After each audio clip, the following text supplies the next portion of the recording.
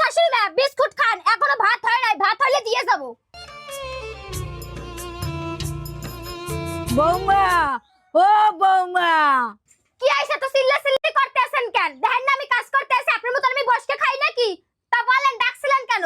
কাপড় চোপড় গুলো একটু ধুয়ে দেবা, 1 মাস ধরে ধোয়ায় না, একাল গন্ধ হয়ে গেছে। কাপড় চোপড়গুলো 1 মাস ধরে ধোয়াই না, যদি আর একদিন না ধোয় হাতে কিচ্ছু হবে না। আমার আজকে অনেক কাম আছে, আমি কালকে আমার কাপড় চোপড় ধোবো, এই সময় এককালাকে ধুয়ে দেবো।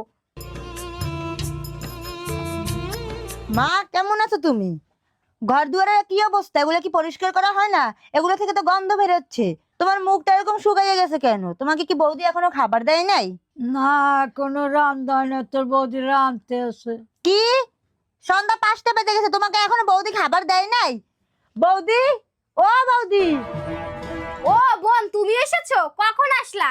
আর হ্যাঁ বলো, আমাকে ডাকলা কেন? কি